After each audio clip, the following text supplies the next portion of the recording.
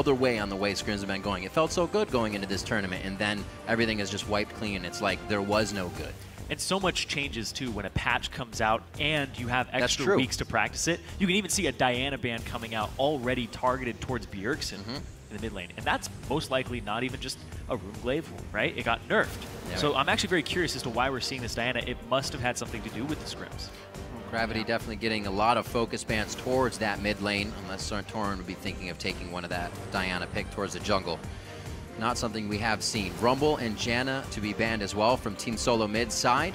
That Rumble is a flex pick that Gravity can use, so a good double ban there by TSM. And they've only picked it on blue side as well for Keen in the mid lane. Right. Yeah, Gravity as well have generally found success when they can flex pick champions.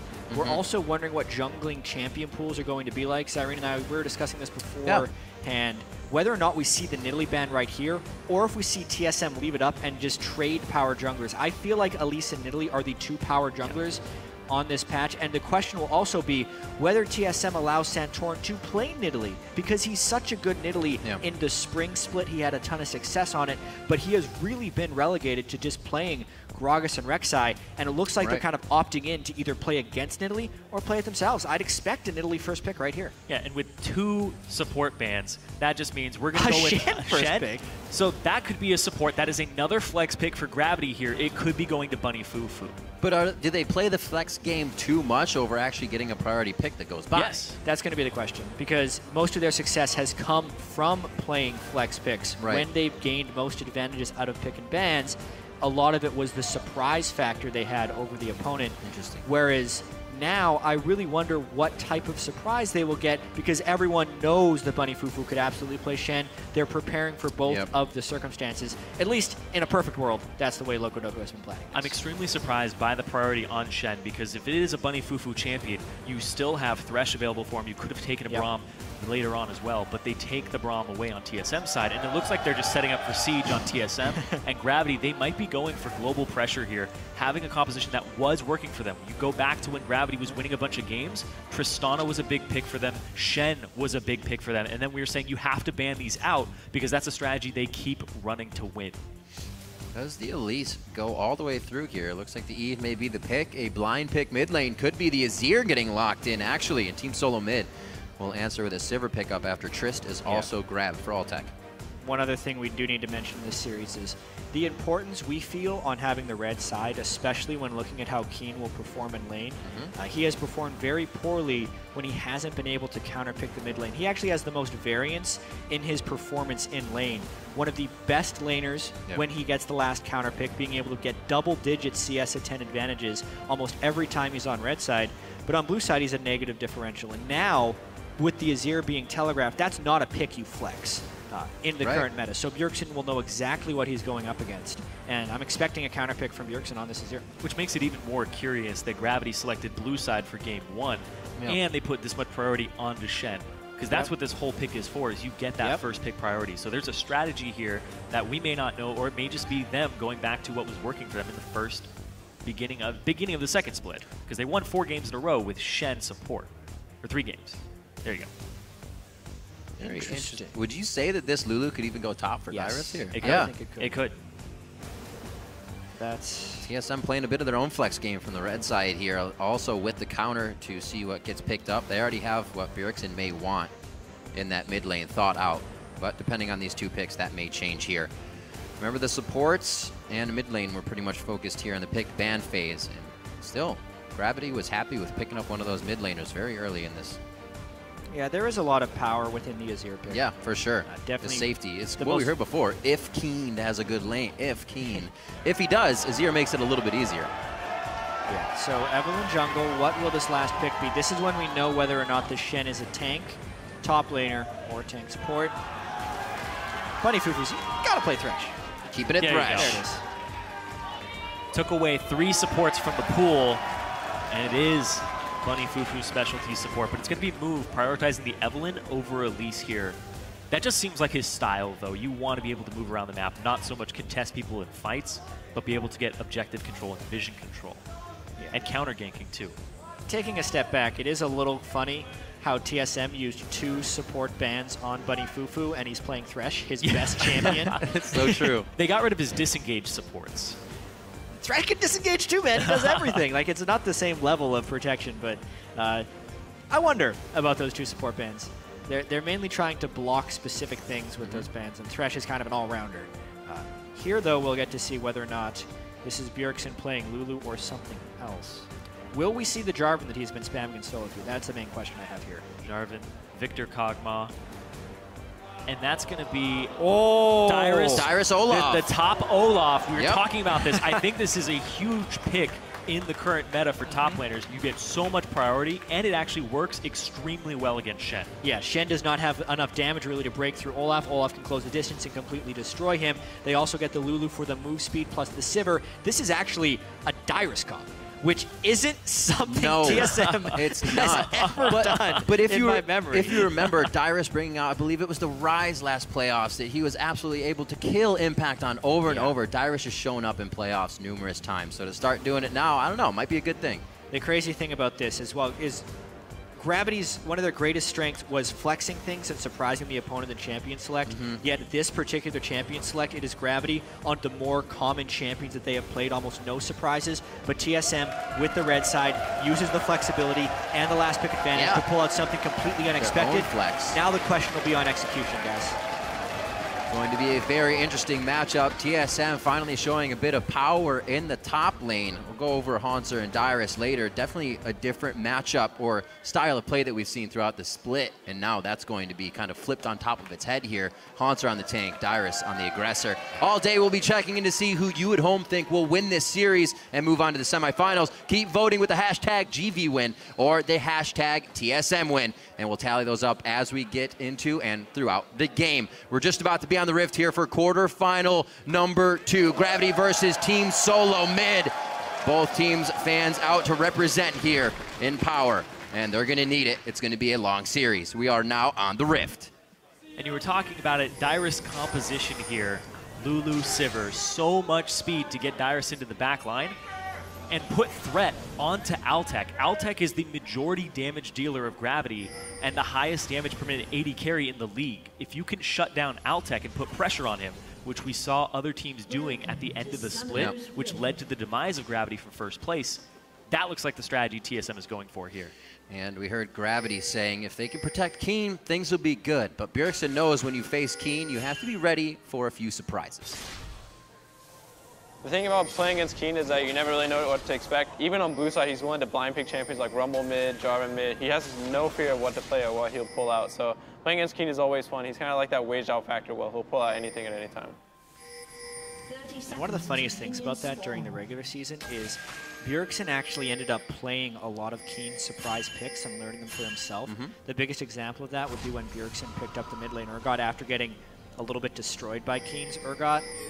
Obviously, Urgot has kind of disappeared from the general champion pool. Don't need to talk about that now. That's a whole different topic. This game in particular, though, it was actually TSM throwing the curveball. It's not a mid lane curveball. It's actually a top lane curveball, a move speed composition for the top lane Olaf. And I really want to see how Santorin and Dyrus work around this, how TSM works around this, because for this composition to work best, it is top lane priority. Well, it's already a power move here from Team Solo Mid. They feel like they're kind of working off the ball, making sure they can find out where Gravity is. They move together, they move safely, and Gravity also squeaks out. Really nice. Move wasn't spotted. It was Haunter who was spotted. They went in after him, but Move was able to scout TSM with his vision. So they'll see him with the ward right here. This is another thing. So we've been doing a lot of backwards analysis here, figuring out why Gravity was winning games and why they've kind of fallen off lately, and throwing out kind of the outside of the game aspects that could be true, like the added pressure and teams more preparing for them. When Gravity was at their best, it was the champ select wins with flex picks, and also a lot of their early game strategies, which would give Move a huge advantage at the start of the game. This is another one of those examples where Gravity goes for an early game play, but this one actually sets them behind ever so slightly. It was spotted out, they had to retreat, there wasn't a massive disadvantage, but they already playing from a little bit of a hole. This works out for Team Solo Mid for now. We'll see if they can continue to adapt or keep a lead for themselves. We know mid-game adaptation for Team Solo Mid is where they falter a bit. If Gravity still has a few more tricks in mind, it might be able to throw TSM off. Game's evening out a bit as we are going to see the bottom lane start to reach the turret. TSM almost done with top. But this is an incredibly fast tower push. This isn't even cannon wave they're slow in until the bot, now. actually. This is where the cannon shows up. So this is the third wave. They did red buff, Raptors, immediately come top with a lower HP Olaf, who has the increased attack speed. You can tell they've ran this strat a few times. Dyrus tanks a ton in the jungle, increased attack speed with the low health, and now they're going to try and bounce the wave. So this could be one of the long con freeze strategies over here. What an interesting open here. Dyrus may have a frozen lane for himself because Turtle is actually the one heading down to the bottom side on Sivir. Oh, tricky play to Keen. Spear does hit Javelin, almost giving him enough of what they need. Both summoners used in mid by Keen there. That's the pressure that Bjergsen's going to be able to exert on this lane now. He was down a little bit in CS, but Lulu now gets to execute on the lane bully pattern with those summoners down. And Santorin, one of the guys who was actually the first to pick up jungle mid lane. He was playing it even before she got those buffs to the hunt to jungle creeps. So if he can keep visiting his mid lane, it's going to give Bjergsen an advantage, but it is a Dyrus composition. But when you give Lulu a lot of AP, you have a secondary threat in the mid lane as well. See what kind of wards teams have set up. We don't have sight stones just yet, or the rubies on the junglers to get there. Still just pink and vision wards coming in for Moon. He'll keep that going. Lust Boy, a ruby crystal behind just now as he has not been able to back. Or again, I should say. 4.5 on the clock. Dyrus, what is this Olaf going to do if he falls behind? How much of a risk is that champion for the top lane?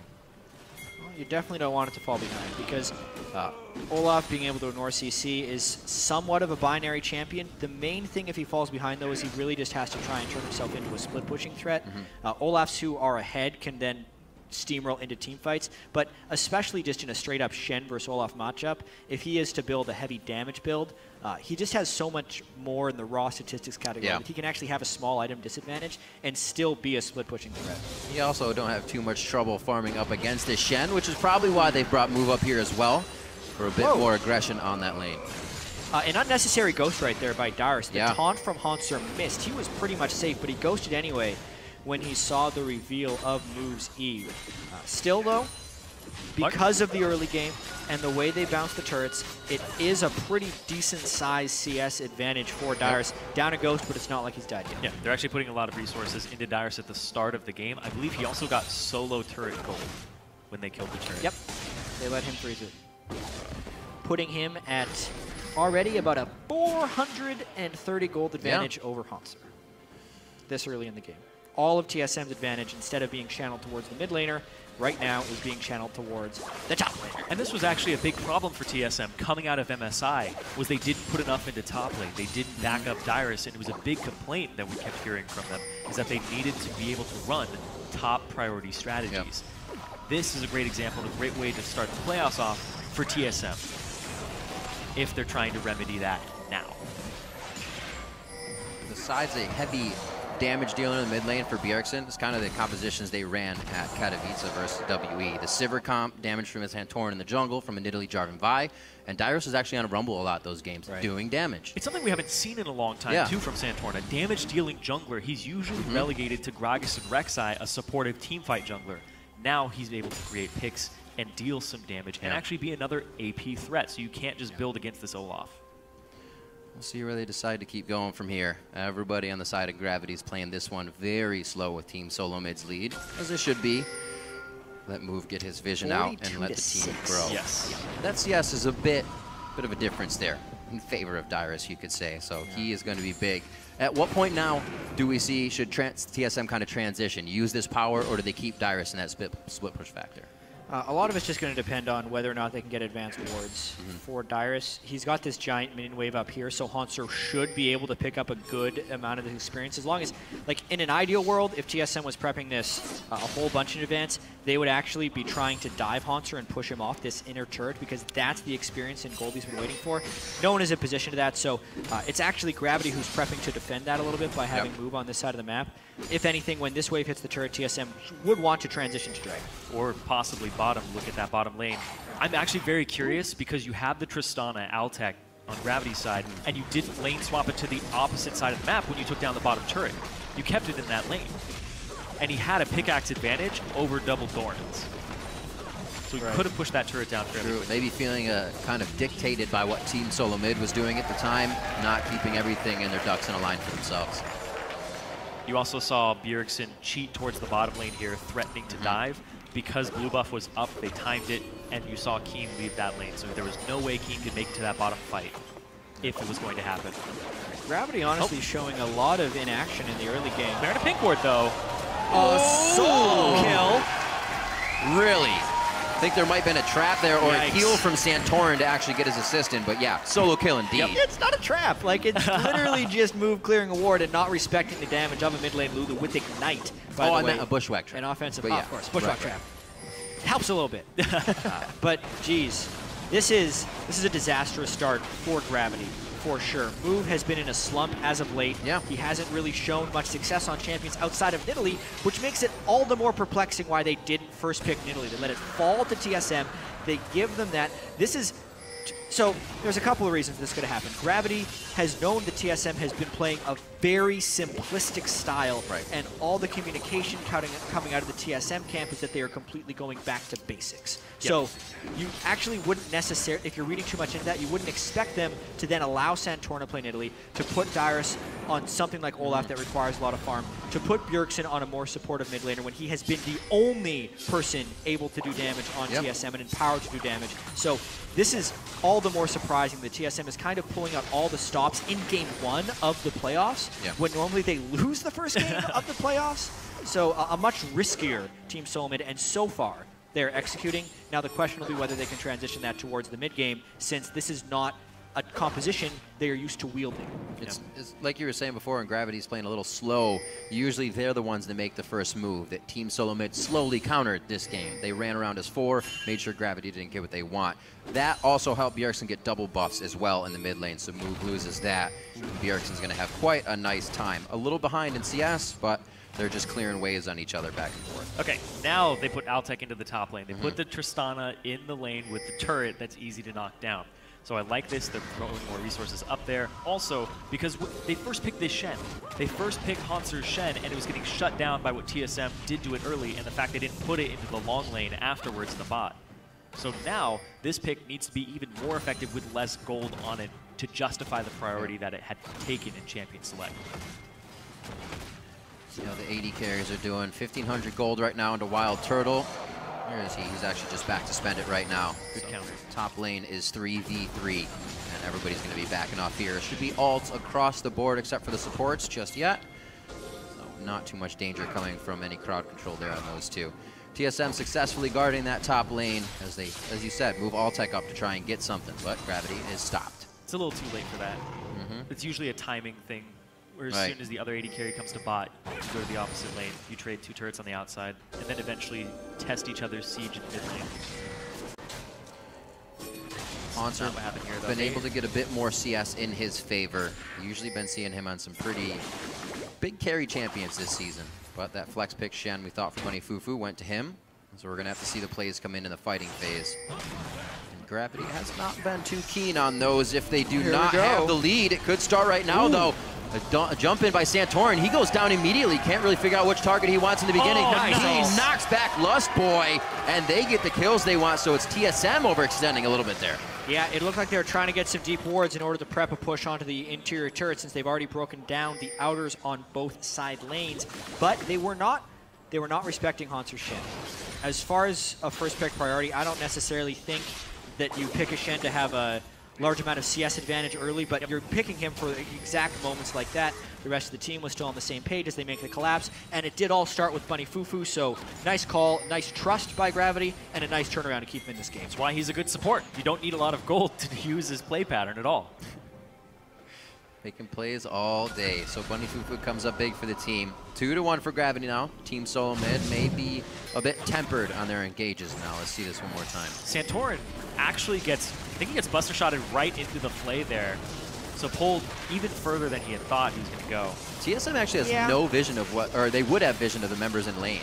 and they just did that blindly. That was a really, really poor leap forward by Santorin. They had no numbers. The Shen ult had actually started, and he was leaping into Altec towards the fray when, as soon as the Shen ultimate begins channeling, it's time to turn tail and run. Yes. If Santorin did not go aggressive on Altec, they could have diminished their losses right there, only had 1 death, but instead, it was 2.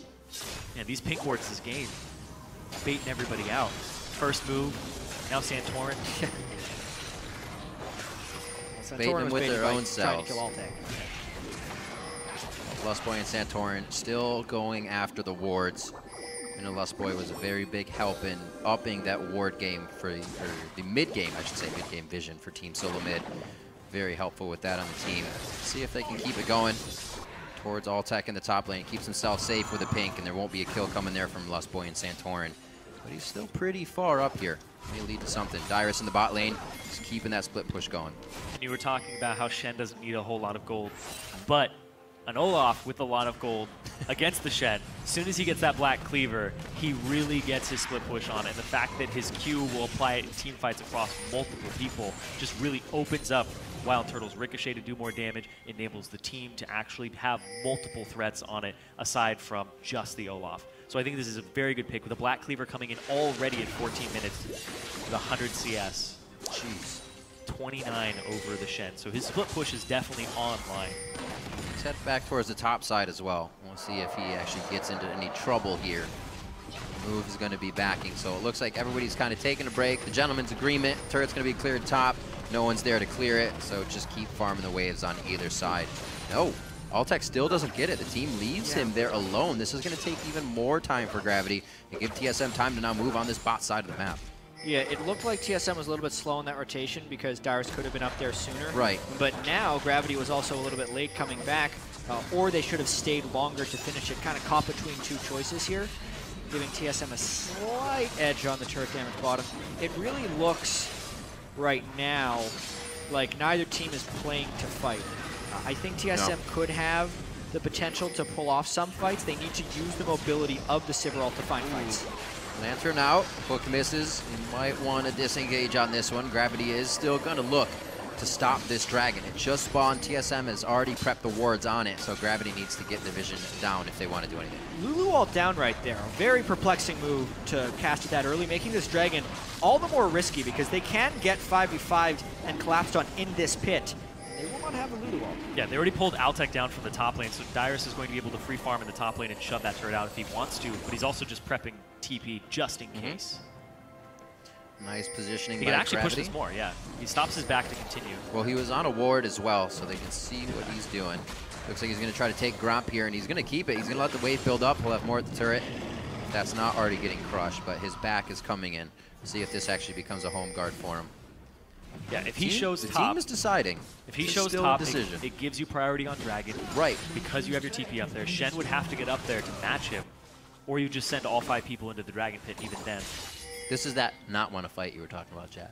Yeah, They're just dancing around each other. They're setting up for a bushwhack here on the bot side. Not going to find anybody wandering through the jungle.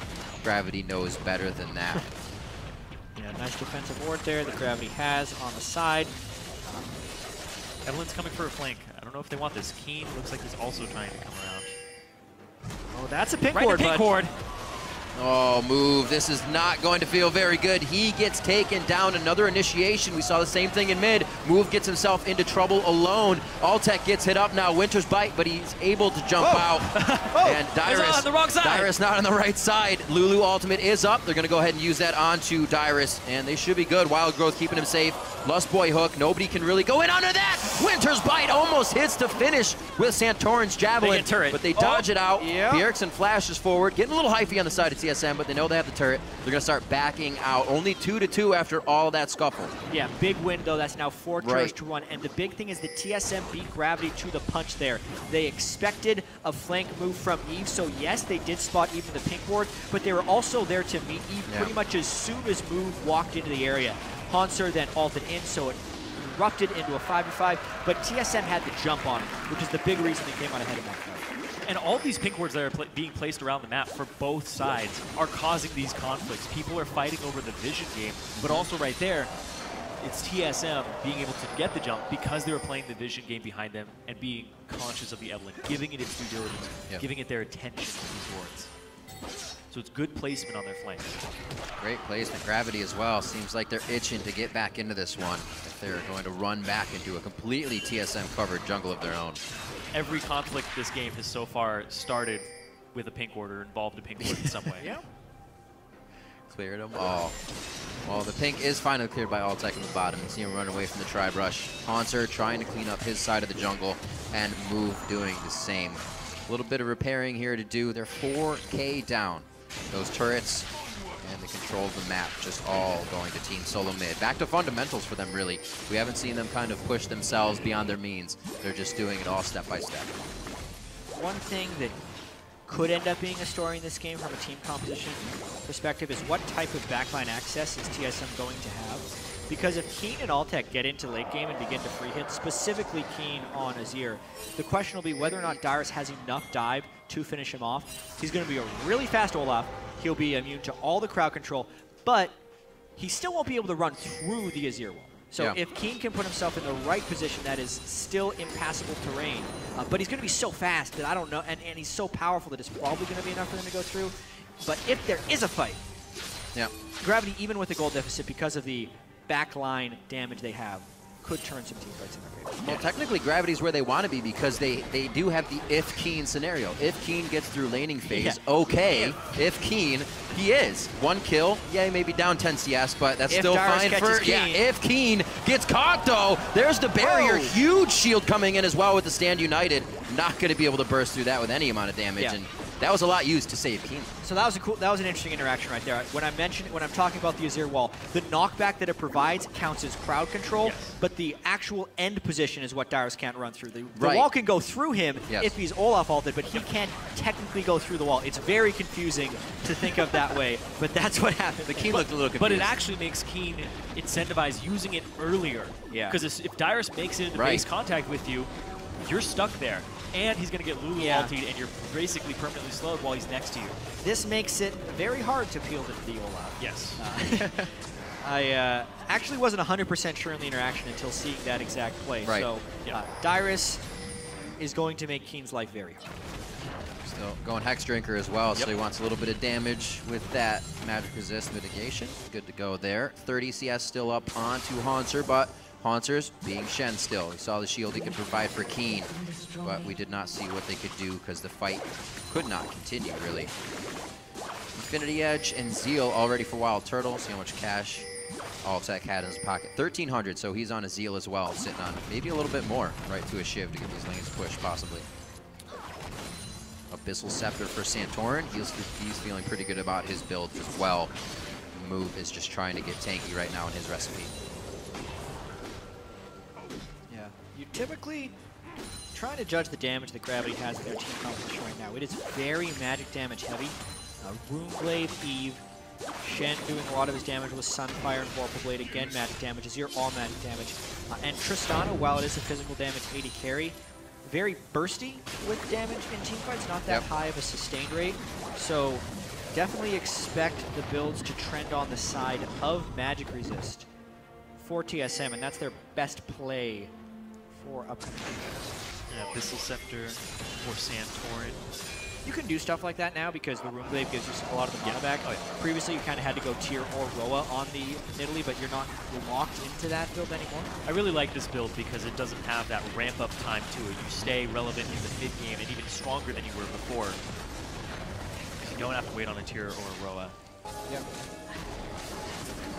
But speaking of damage threats, though, this gold advantage has kind of crept up over time. TSM items just got explosive. It's from these turrets.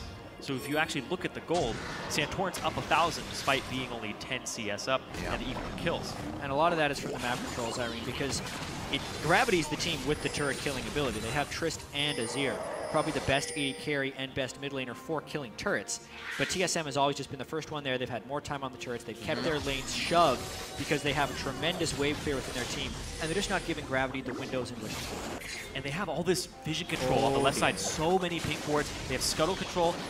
This Baron is probably wants Baron's that gone. You can't really face check this area. Yeah, you can see how scared they have a scrying orb off cooldown, so they should be using it, and they should be charging that zone right now. They just popped the scrying orb. They'll get there a little late. Vision, Santorin's actually quite low after this. That's going to be the smite down. Keen comes in very big, but Dyrus is around the wall. He's actually going to use Ragnarok to get himself right out. Everybody dodges the hook. Move! That's a big hit by Move as he comes in with the ultimate. TSM's going to have to scatter on this one. Bjergsen and Dyrus both go down after that, but they have Baron. The lanes can be in their favor now. See if Gravity can work anything off of this. The waves aren't there to take down the turrets, unfortunately, but they might be able to set up some wards that could really pay off. How TSM was allowed to get that much vision control of Gravity's jungle was because of the fact they had the top turrets down, the mid turret down, and they just spent all their time there, and Gravity allowed them to do that. Yeah. The pink wards being around the entrance points too, they would have been able to spot Move out if he was trying to counter ward that area. Yeah. The cost of that Baron actually is pretty high though. TSM loses 2, they give up the Dragon, their 5 Dragon counter is gone. Because of the kills as well, and if you're counting the effective gold at the 6% attack damage and ability power that Gravity gets, unless TSM knocks down another outer turret with this Baron buff, I actually say that's a loss for TSM in the long run. Even with the ward coverage of Gravity being around the Dragon Pit, they probably should have suspected when all of TSM is MIA, also not prepping the Dragon Pit and also not in lanes. Gravity about 5 seconds slower than they should have been reacting to that. And if they would have reacted in turn, maybe it could have been even more disastrous for TSM. Look at how low they actually did get from this Baron. Very sneaky. Therefore, they don't want to turn and burn on this one. They just run away. But they come back a little bit for Dyrus, which groups them up, gives Move a great opportunity for a 5-man Eve ultimate. Percentage health and the slow allows him to pick up 2 nice kills. The Hotzer with the just edge taunt there. Turn him around and pick up the kill on Bjergsen. Definitely can't count Gravity out. They know how to find the fights at the right time, and 24 minutes in, they were waiting quite a while for that. It's only 2-2 before that, and only 2 kills came of the Baron attempt. Aegis quickly being built up, now finished down to Lustboy. As we were saying, that item spike was in TSM's favor, and Gravity was actually able to pull out a possible win. During that time, there was a ping on the blue buff that TSM saw Gravity take it down, so they may be able to work off that again. The double sight stone of Santorin and Lustboy has been coming up big for vision in that area. And they have to abuse that vision. They have to put it throughout multiple lanes right now and get this middle turret down. Be with the Baron buff. There they go. That's how they're going to equalize the turrets with it. And now they have to crack the base somehow. And this is going to be testing every lane pretty much simultaneously. Split push, put wards on both sides of the jungle. It's Gravity's jungle, and keep going between them. You have a Sivir, you can out-rotate, you can go for a fight if they mess up much faster. Let's see if TSM's experience here in these playoffs come into play here. Already, the fundamentals are working. We haven't seen them go outside the box just yet, but the fundamentals and adapting from game to game are kind of where they are strong. If Gravity does something big in-game, that's what we're looking for, if TSM can adapt on the spot. Right now for that Baron fight, it's the only real edge that Gravity has had in this game. Still now down 5,000 gold. TSM, they're going to start hitting these inhibitor turrets up, and once they can spread Gravity across the front of their base, it's going to be hard to split this team up. Yeah, it's going to be very difficult to actually crack this base without some type of fight or incredibly long run around within the base. Right. Sivir, very low range AD carry. They have a lot of move speed, but they really don't have very good range to assault on turrets. Add that to the fact that the catch potential for an Azir team near the base is super high. If King pulls off one of those Shurima Supermans where he just kind of flies in behind the team. We're just changing the name every week. Yeah, may as well. And then ults his team back into the turret. Having that Azir wall and trapping multiple people within the turret, since TSM is very short ranged, is devastating. So therefore, if TSM plays it smart, they can't group 5 in front of a turret.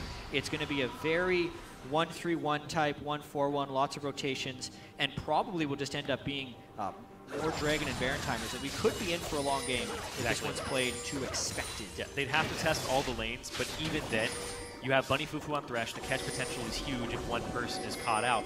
And Keen has the Rylai's Crystal Scepter. You talked about Nazir just Supermaning in. All he has to do is poke them. And if he can actually catch up to them and deal enough damage, it pushes them away. You get to counter the pressure and then push all lanes out. Because if one person gets chunked out in the lane, it actually affects all the other ones too. Yep. Looking at Gravity's items, they seem to be playing this very safe. Bunny Fufu to finish all the way to face of the mountain. Sometimes we'll see that Talisman of Ascension or a Cell to Righteous Glory. Just instinct. They want to be very defensive in all these plays. Lucidity boots as well, give him time to hook and peel for his team. But we kind of see that idea that Gravity's working with right now, knowing TSM's trying to set up these gank brushes, get an edge in the middle of the map, and then crush down. Not going to work this time, though. Gravity playing it very safe and measured. Minute and 40 just about on both of the objectives to come back on the map. And I think that's when TSM kind of get the fight they're trying to bait Gravity into. Yeah. And I have to mention the irony in Move right now. Not having boots. He is. Oh, man. This entire season, he's been all about mobility and wards, and he has neither a Sightstone nor boots. He did upgrade Trinket. Yeah, with the upgraded Trinket. And he has W. Do not expect a Sightstone from Move at any point in this game, because you can hit his ward cap with that Trinket, unless he eventually decides to go over to Sweeper, which he doesn't really care about because he's only worried about pink wards in this specific instance. Yeah. So this is the right play for him in this instance. But the boots, those should be his next up, obviously. He's 2,000 gold behind Santorin right now, who got a Sightstone off of Italy, which was Move's thing. He's stealing his thing. Everybody stole his thing when Move actually started doing that. Yep. Speaking of Move, he's going for an engage here. Going to the back. Whoa. See how quickly they can get this one. Dyrus going all the way through. He's actually on to Haunter, one of the tankier guys. They get Move in the front, though, and he goes down immediately. He's only got his jungle item and a Locket of the Iron Solari. Not enough to keep him alive. TSM now staring. I guess GV would be staring down the barrel.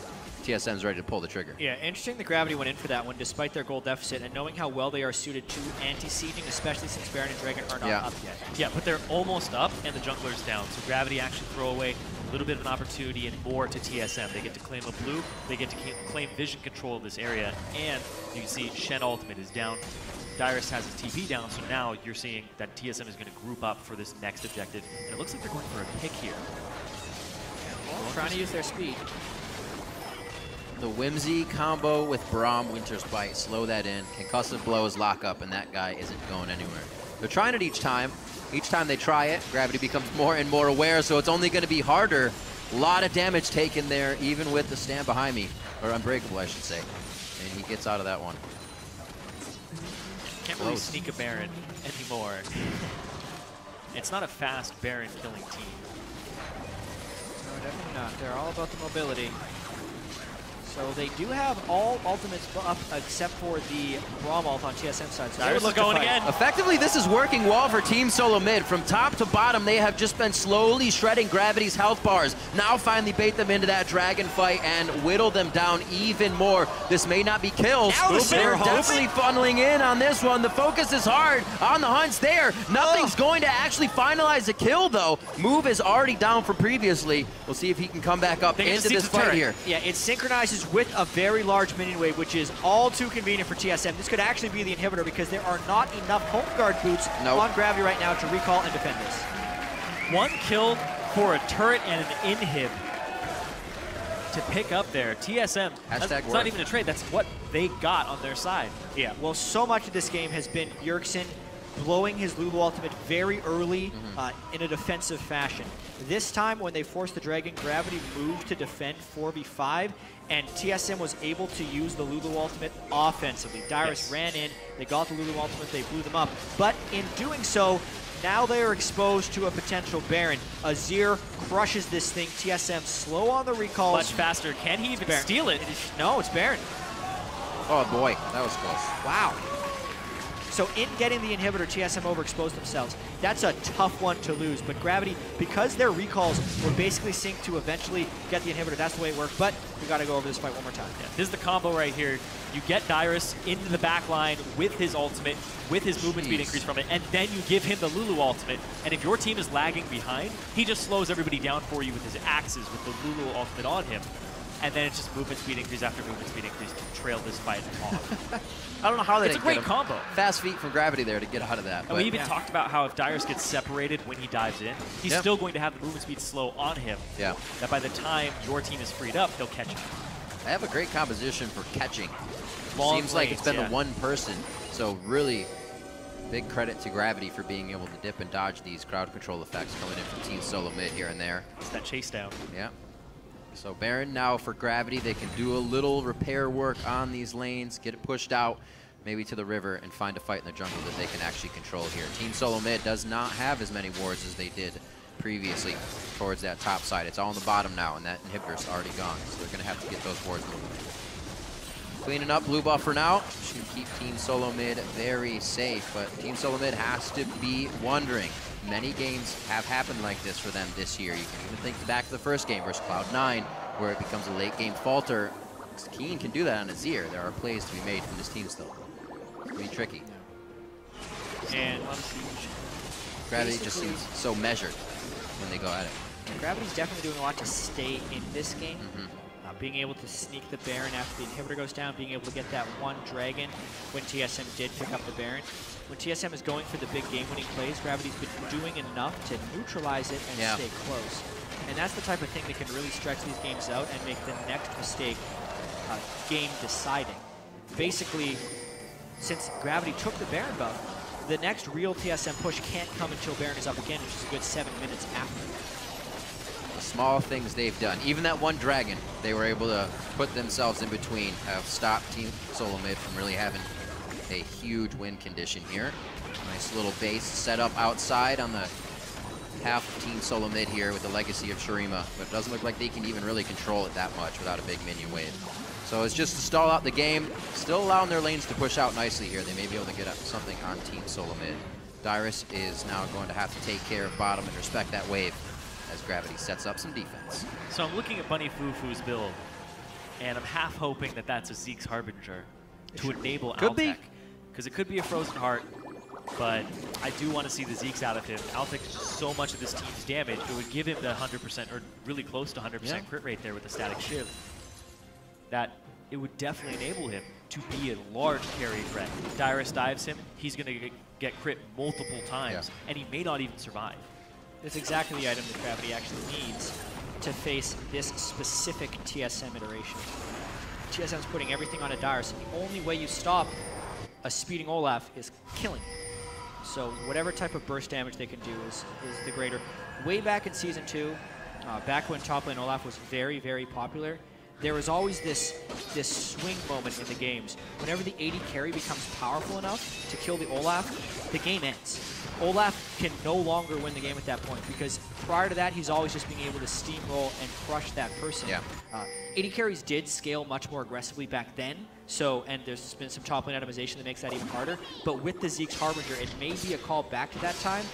It won't be until Altec is near max items, and when you're adding in the fact that there's a Lulu ult and Lulu shields, maybe we never reach that point. Exactly. But that's what Gravity should be going for. And you were also talking about top lane itemization. It looks like it might be a Thorn Mail. It is just a cloth armor, but he is clearly itemizing against Altec. The Ninja Tabi on top of the Randuins, and then another armor item in the works for Dyrus.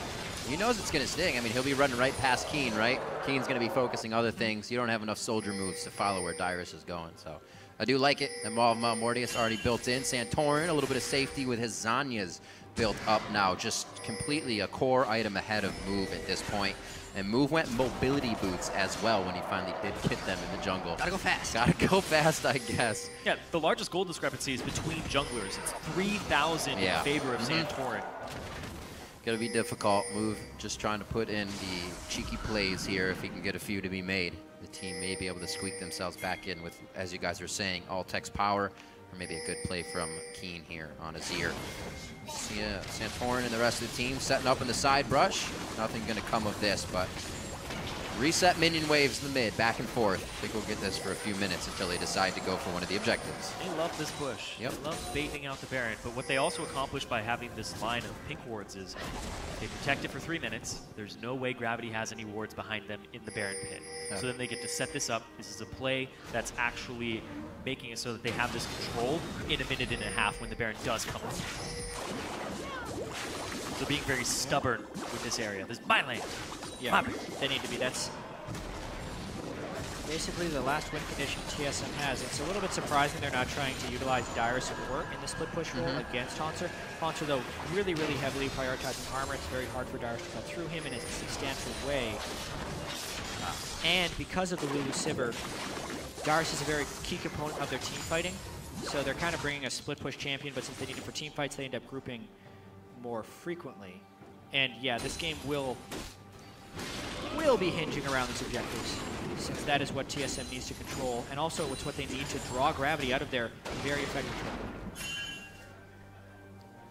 Bjergsen has a lot of AP at this point. He's got 600 exactly, and the Luden's Echo. Yeah. So he's a very large AP damage threat, hitting the level 18 already. So it's not just Dyrus you have to worry about anymore. Move, getting hit. Playing a little scary, but he still has the safety. Keep doing what he's doing. Dyrus canceled TP. That's not good. They needed that TP for also going threat. He could have also come in with home guards if he would have recalled. Instead, he gets distortion boost, more frequent ghosting, and a faster ghost. Got to go fast. That's really all Everybody this wants is. to go fast this game. Remember, with the 600 AP, that puts Bjergsen's Wild Growth at a 900 health shield, not even counting the 600 health he's going to be getting from pick shields. So it's if he puts both of those things onto Dyrus, it's an extra 1,500 health. It's basically a whole person on top. Gravity is literally doing everything they need to not fail in one of these fights. Right now to Dyrus, the team's gonna go huge. Haunter doesn't get a taunt there, but it's still enough pressure to push Dyrus out with both summoners down now after that teleport was used. That's disaster. TSM gives up Dragon for no contest and then loses their Ghost and Ultimate on their main engage, and then they fight! What? Alltech takes the Lantern back. He's safe. Enough peel for him to dish out the damage on the back line, and Lustboy and the rest of the team, they can't close that. Haunter gives a quick shield, but he's also able to get that one out. His teammate goes down, and now Team Solo Mid back and forth with Gravity in the mid lane, and it looks like Bjergsen rather, on the Lulu, able to pick up Bunny Fufu here after the hook goes through. A triple kill for him as he comes out very big, and Santorin's able to clean up the turret from that Azir as they push down mid lane. Inhibitor coming in for Team Solo Mid. Looks like they may go down for the bot lane here. They're going to get mid, then bot. They have the ready carry and Infinity Wave against Just a Shen with long death timers. This mid-game. Be the game. Oh my goodness. Lustboy's ultimate was key in that. It kept Alltech in range because he had to walk all over the slow field, and they picked him up, and then they just ran all over the team with the speeds. This was how this comp is built, and it worked out perfectly there. They're just going to end the game. What a ridiculous fight to put Team Solo Mid in the base of Gravity at the end. Alltech jumping forward. Gravity not being able to close the gap, and Team Solo Mid found the fight that they wanted and had been prepping for the last 10 minutes in mid. Man, that's one way to end it. Like, yes, TSM won that fight. We need to look at that again because the whole slow play and prepping and anything you would expect from the TSM team of having Dyrus run in with Ragnarok and Ghost and then zoning the team fights, and none of that happened. Yeah, that was just that was a complete mess of a last team fight. But TSM outplayed Gravity. Gravity had more positional errors because if we're following the logic of when TSM should have been fighting, it was not then. Yeah. But unless Gravity exposes themselves to an extent that it is punishable, that's what happened, and the game just ended. Exactly. I also was talking about how Lulu Bjergsen actually became a big threat there. You saw his damage in that last team fight. Dyrus was just out of that fight at the top, and that was mostly the damage from Turtle and Bjergsen stepping up in that last fight. You thought it was a Dyrus comp. Turns out, should have been.